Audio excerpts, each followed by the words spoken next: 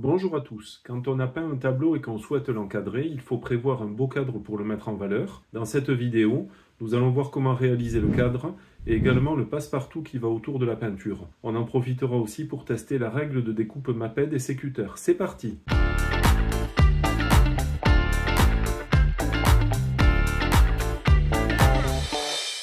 Voilà, alors nous nous trouvons dans l'autre atelier de Fabrice, non pas l'atelier de création plastique et de peinture, mais l'atelier de bricolage. Alors rassurez-vous, je ne vais pas vous faire un cours complet de menuiserie, mais on va évoquer les principales étapes de la réalisation du cadre.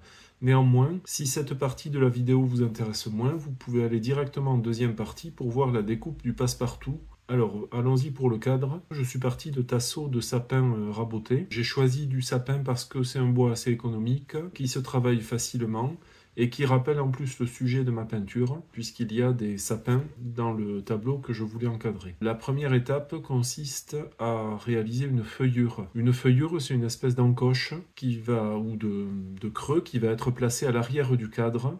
Et dans ce creux, on va venir déposer la vitre en verre, le passe-partout, la peinture proprement dite, et puis le dos du cadre qui sera dans mon cas constitué d'une plaque de contreplaqué très mince. La deuxième étape, ça consiste à mesurer précisément les 4 éléments qui vont constituer le cadre et à les découper à 45 degrés en biais.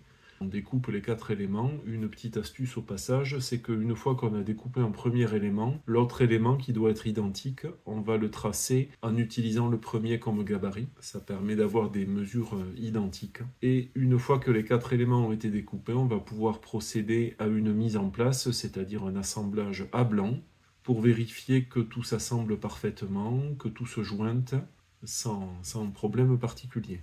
Ensuite, on peut procéder au collage des 4 éléments. J'assemble les 4 éléments du cadre par simple collage avec une colle à bois de bonne qualité. Je considère que c'est suffisamment solide. On maintient les 4 éléments avec des serre-joints d'angle. Il faut s'assurer que le plateau de travail sur lequel on fait cet assemblage soit bien plat. Sinon, on risque d'avoir un cadre voilé. Et ensuite, on laisse la colle sécher. Le lendemain, on peut procéder au desserrage des serre-joints. Et il faudra ensuite poncer soigneusement et passer à la partie peinture ou teinte. Moi, j'ai choisi d'utiliser une teinte à bois, alors je ne peux pas vous donner la référence, c'est un produit très ancien qui me restait dans mes placards. Et ensuite, j'ai recouvert ça d'une cire incolore mat pour protéger la couleur. À l'arrière du cadre, je n'ai pas fait de teinte, mais seulement de la cire qui protégera le bois. Maintenant, on va découper le passe-partout. Alors, voyons d'abord le matériel dont on aura besoin. On aura besoin d'un crayon et d'une gomme, d'un cutter de précision, un réglé pour mesurer, un tapis de découpe et la fameuse règle de découpe Maped sur laquelle viennent coulisser les cutters. Alors, il y a 2 cutters, un qui coupe à 90 degrés, donc qui coupe droit, et un autre qui coupe en biais à 45 degrés. Alors concrètement, un passe-partout, qu'est-ce que c'est? C'est 7 éléments, c'est-à-dire que c'est un carton découpé en forme de fenêtre qui va venir entourer l'œuvre encadrée. Il a plusieurs fonctions. Il a une fonction esthétique essentiellement pour entourer de façon élégante l'œuvre, la photo, la peinture qu'on veut encadrer. Il permet également d'éviter que le bord du cadre soit au contact directement de l'image. Il a également une épaisseur, celui-ci est assez mince, qui va permettre d'éloigner un petit peu la peinture ou la photo de la vitre de protection du cadre. Alors je vais être un tout petit peu théorique, pardonnez-moi, j'espère que je ne vais pas vous assommer avec ça. Il y a quelques éléments à connaître pour découper un passe-partout, parce qu'effectivement, bien souvent on arrive à trouver des cadres qui correspondent à peu près au format de nos aquarelles, mais le passe-partout n'est jamais au bon format. Donc il faut apprendre à le découper, à le mesurer soi-même. La mesure facile, c'est la mesure extérieure. À l'extérieur, on découpe au format de l'intérieur de la feuillure du cadre. C'est la découpe droite.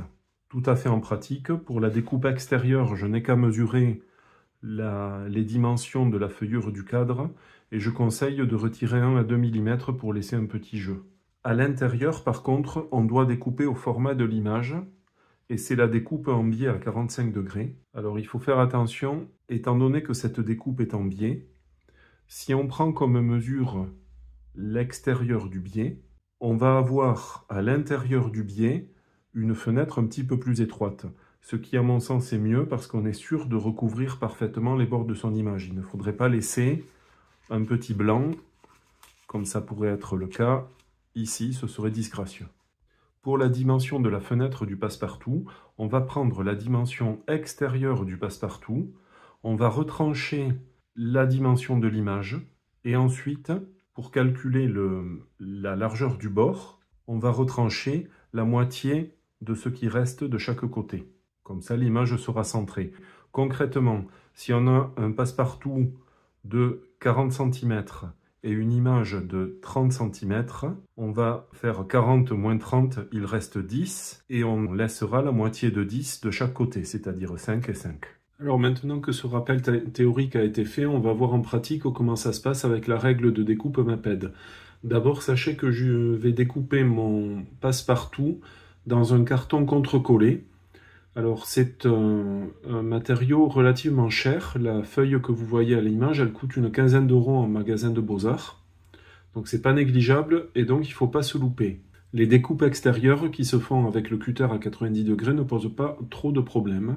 Le point délicat, c'est qu'on n'aligne pas le trait de... La règle elle-même sur le trait de coupe, c'est le bord du cutter et la lame de cutter qui doit être alignée sur le trait de coupe. Donc en fait, la règle doit être écartée et parallèle au trait de coupe. C'est un petit point auquel il faut faire attention. Ensuite, on découpe en faisant plusieurs passes parce que le contre-collé est épais et relativement dur, mais ça se fait relativement bien.